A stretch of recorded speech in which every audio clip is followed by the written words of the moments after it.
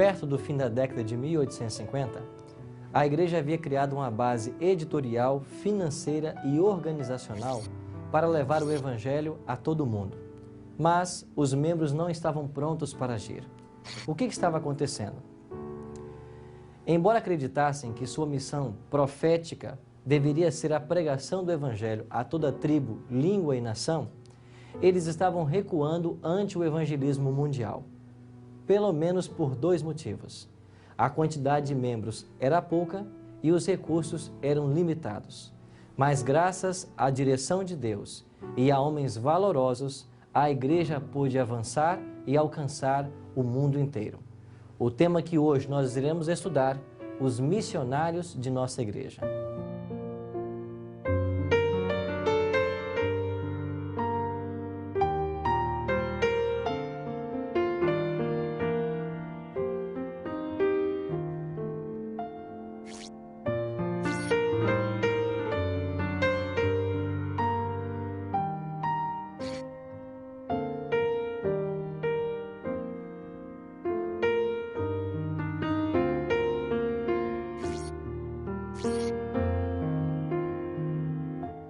O movimento adventista observador do sábado começou na Nova Inglaterra, ou seja, a costa leste dos Estados Unidos. Mas Battle Creek tornou-se o centro do adventismo mundial. Pastor Tim, como que a mensagem adventista alcançou esta cidade de Battle Creek? José Bates, um dos fundadores do movimento adventista observador do sábado, ele tinha o desejo de expandir as fronteiras do movimento adventista. E foi assim que em 1852 ele veio a Battle Creek e, não sabendo como iniciar o trabalho, ele se dirigiu ao correio e lá perguntou ao chefe do correio: quem é o homem mais honesto da cidade? E o chefe do correio respondeu: é David Hewitt, um presbiteriano. Chegando à casa de David Hewitt, ele entrou e então falou a David: David, eu tive a informação de que você é o homem mais honesto da cidade. Se esse é o caso, eu tenho certeza que você vai se interessar pela mensagem que eu tenho ali a apresentar. Falou a ele do sábado e também da mensagem adventista como um todo, e ali ele fez o seu primeiro converso em Battle Creek. E depois outros conversos também vieram e famílias começaram a se mudar aqui, inclusive a liderança da igreja e a Review. Por essa razão, na sepultura de David Hewitt aqui está escrito: The most honest man in town, ou seja, o homem mais honesto da cidade.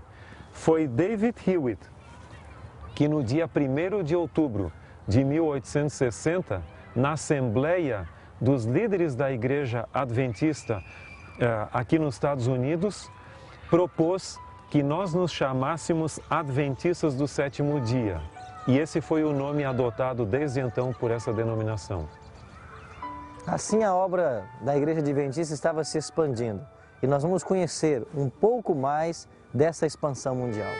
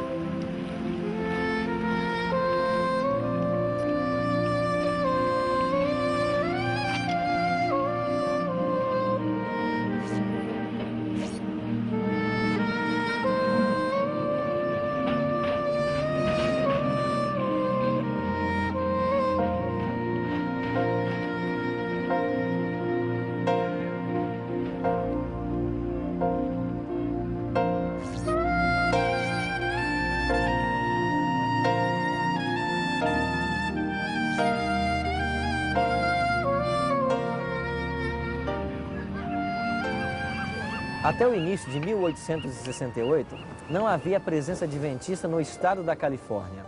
Em maio daquele ano, a igreja estava reunida em assembleia e os pastores ali presentes poderiam escolher em que região trabalhar no ano seguinte. Meredith Kellogg havia trabalhado por 8 anos como carpinteiro na cidade de São Francisco. E ele fez um forte apelo para que se enviasse missionários para trabalhar na Califórnia e especialmente em São Francisco. D.T. Bordeaux aceitou esse desafio. Alguns disseram, a obra poderá ser feita alguns anos no futuro. Mas o pastor Tiago White disse, por que não fazê-la agora? Uma outra pessoa que se voluntariou para vir foi J. N. Lofbottom. E depois ele revelou que ele havia tido cerca de 20 sonhos sobre o seu trabalho aqui na cidade de São Francisco. Ellen G. White escreveu várias orientações sobre como esse trabalho deveria ser feito por esses dois missionários. E assim, com $1000, foi comprada uma tenda e deram início ao trabalho no estado da Califórnia, na cidade de São Francisco. 5 anos depois, estava sendo organizada a Associação da Califórnia, com 5 igrejas e 238 membros. Foi assim que o Centro de Expansão Missionária Mundial saiu de Battle Creek e veio para a Califórnia, especialmente em São Francisco.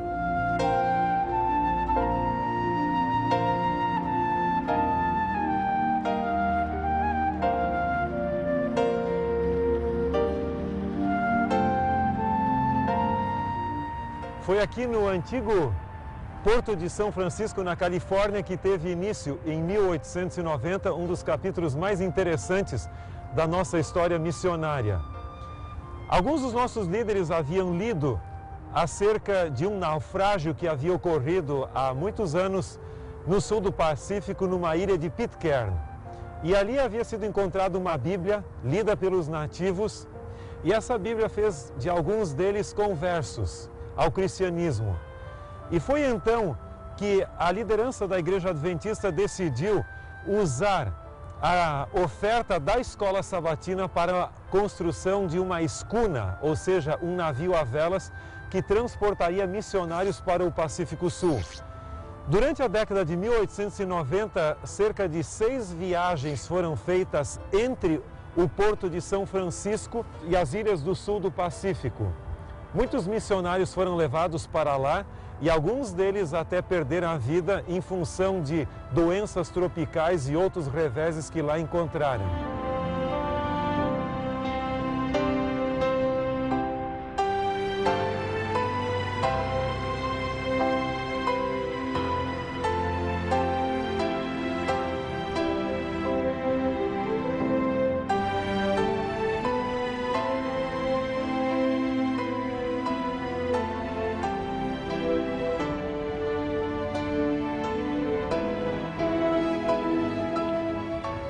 Os missionários adventistas que foram para o Pacífico Sul enfrentaram muitos reveses. E um dos incidentes mais curiosos ocorreu em uma das ilhas. Quando o missionário chegou naquela ilha para evangelizar, ele se defrontou com caçadores de cabeças. Ele foi apanhado por esses índios, colocado sobre uma grande laje de pedra, e lá os indígenas passaram ao redor dele, cheirando para ver se ele seria uma boa refeição para eles. Ele orou fervorosamente para que Deus o libertasse. Mas além da providência divina, os nativos o abandonaram por ele ser demasiadamente magro. Depois ele relatou para os seus amigos que realmente era uma bênção ser parte das vacas magras de Faraó. E essa foi a razão pela qual ele escapou. Mas esse e muitos outros incidentes demonstram a firmeza que pessoas tinham em deixar seus lares, o conforto do país de onde eles eram, ir para lugares mais íngremes e difíceis da terra para levar avante a pregação das 3 mensagens angélicas a todo mundo.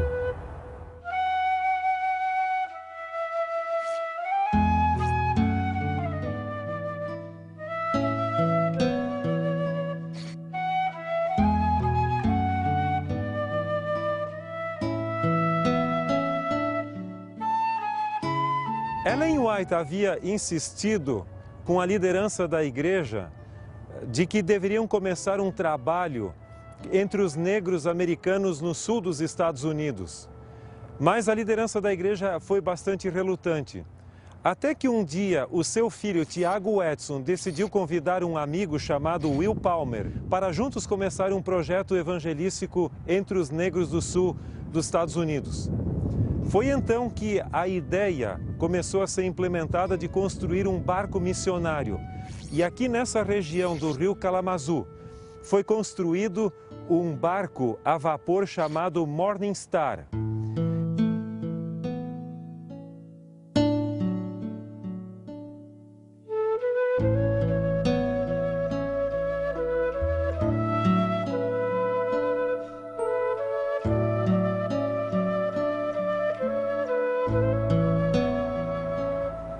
Uma vez concluída a construção do barco Morning Star, Estrela da Manhã, os missionários saíram aqui de Allegan, Michigan, foram até o Lago Michigan e então navegaram até os rios Illinois e Mississippi na direção do sul dos Estados Unidos. O barco servia como escola, também uma pequena imprensa, e muitos negros no sul dos Estados Unidos conheceram o Evangelho além de serem alfabetizados. E esse foi um movimento evangelístico que deu oportunidade a uma classe que até então não havia recebido ainda as boas novas do Evangelho eterno pregado pelos Adventistas do Sétimo Dia.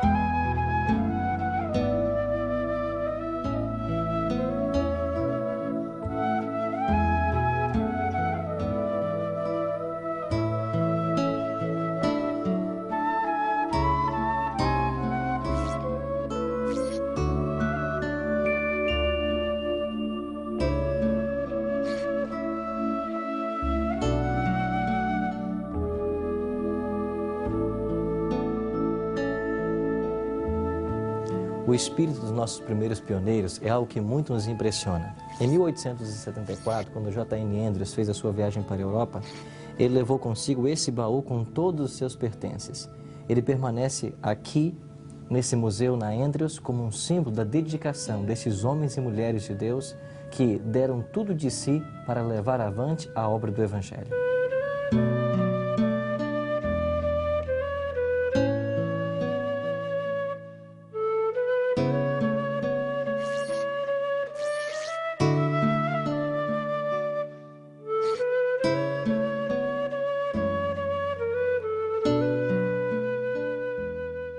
Pastor Tim, quem deu início à obra adventista na Europa? O início do trabalho adventista na Europa ocorreu através do envio de literatura adventista, sabatista, já desde a década de 1850. No final daquela década, publicações adventistas já existiam em alemão, francês e holandês. Mas essa literatura começou a despertar interessados na Europa. Além disso, no início da década de 1860, o pastor Miguel Belina Chechowski, um ex-padre polonês que aceitara a Igreja Batista e depois se tornara adventista do sétimo dia, sendo um ministro ordenado dessa organização, ele pediu para ir como missionário para o continente europeu e pregar a mensagem adventista lá. Mas não foi aceita sua proposta por dois motivos. Em primeiro lugar, a Igreja Adventista não estava madura para o trabalho além-mar. E, em segundo lugar, os líderes da Igreja não criam que Chechowski seria a pessoa mais indicada para essa função. Mas, de qualquer maneira, ele não desistiu e no ano de 1864, ou seja, 10 anos antes da ida de J.N. Andrews, ele partiu apoiado pelos adventistas observadores do domingo. E lá ele pregava a mensagem adventista do sétimo dia sem mencionar a existência de uma organização com essas doutrinas. Ele fez muitos conversos por lá e foi exatamente esse trabalho que lançou as bases da obra na Europa e os crentes já existentes na Suíça pediram o envio de um missionário. É um fato muito curioso. Um deles entrou no quarto onde se hospedava Chechowski e olhando por lá ele encontrou um exemplar da Review. E ele disse, puxa, mas existe um movimento que crê naquilo que Chechowski prega por aqui, tomou nota do endereço e começou a manter correspondência com a liderança da igreja em Battle Creek. E foi em resposta à solicitação dos adventistas da Europa que a organização enviou, em 1874, a J.N. Andrews ali, e a senhora White depois respondeu em uma carta dizendo o seguinte: nós vos enviamos o homem mais capaz do nosso meio. Além de um missionário dedicado, um bom líder, ele era um grande erudito também. E ele sabia todo o Novo Testamento de memória e o Antigo Testamento em grande parte. Até alguém perguntou um dia para ele: você sabe toda a Bíblia de memória? E ele respondeu: se o Novo Testamento for perdido, eu consigo reproduzi-lo palavra por palavra, mas não digo que eu conseguiria fazer todo o Antigo Testamento dessa maneira. Pastor Tim, o que motiva a Igreja Adventista a enviar seus missionários a terras estrangeiras? Os adventistas do sétimo dia consideram as 3 mensagens angélicas de Apocalipse 14, versos 6 a 12, como a mensagem que eles têm que proclamar ao mundo. Aqui está o âmago, o centro, a motivação da missão adventista. E a primeira mensagem angélica diz que a toda nação, tribo, língua e povo. Somado a isso, nós temos a grande comissão que Cristo nos deixou em Mateus capítulo 28, versos 18 a 20. E dentro daquela grande comissão fala também dizendo: ensinando-os a guardar todas as coisas que vos tenho dito. Em outras palavras, os adventistas consideram que a missão evangélica de pregar o evangelho ao mundo, ela envolve o ensino de todas as coisas que Cristo nos ensinou. Nós não podemos ter um evangelho parcial, unilateral. E além disso, há um texto muito significativo em Mateus capítulo 24, verso 14, que diz que quando esse evangelho do reino for pregado a todo mundo, em testemunho a todas as nações, então o fim virá. Como os adventistas aguardam a segunda vinda, eles creem que devem pregar o evangelho para que esta volta de Cristo ocorra em nossa geração. E quais são os benefícios, pastor, de nós individualmente tomarmos parte nessa obra? Em primeiro lugar, ninguém consegue viver uma vida plenamente feliz sem esperança. A esperança da segunda vinda de Cristo deve arder no nosso coração. Em outro ponto, é muito importante que nós sejamos parte desse movimento que o próprio Cristo estabeleceu. O fundador do cristianismo foi Cristo, e todo discípulo que aceita a mensagem de Cristo, ele deve se tornar também um pregador dessa mensagem a outras pessoas. Então você é parte de uma família que está trabalhando nesse mundo para advertir o mundo do fim iminente e preparar os eventos para a segunda vinda de Cristo. E nada mais importante do que se nós tivermos o privilégio de ver Jesus voltar em nossa geração. E complementando, pastor, o texto de Mateus, nós temos 1 Pedro capítulo 2, verso 9, onde diz que todos nós somos sacerdócio real, nação santa, povo escolhido como propriedade exclusiva de Deus, para anunciarmos as virtudes daquele que nos chamou das trevas para a sua maravilhosa luz. Todos nós temos uma parte importante a desempenhar na pregação do Evangelho.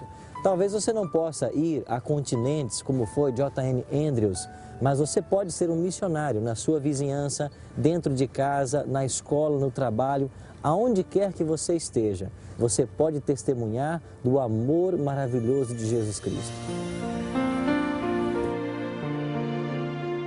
Decido hoje ser uma testemunha fiel de Jesus em minha casa, no meu ambiente de trabalho e na escola.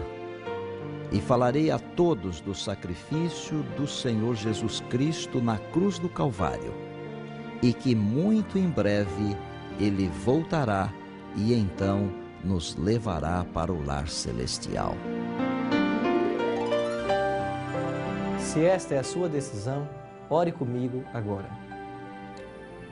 Nosso eterno Deus e bom Pai, muito obrigado pelo espírito de dedicação que os nossos pioneiros tiveram na organização e na pregação do Evangelho a todo mundo. Que esse mesmo espírito possa inspirar a todos nós e que nós possamos usar de nossos bens, de nossas habilidades para ajudar na pregação do Evangelho. e que Jesus logo possa voltar a essa terra para buscar a todos nós. Nós te oramos em nome de Jesus. Amém. A nossa gratidão a você por ter participado dessa série de estudos a respeito da história da igreja. Esperamos que eles possam ter contribuído para o seu crescimento espiritual e que ajude a todos nós no preparo para a breve volta de Cristo.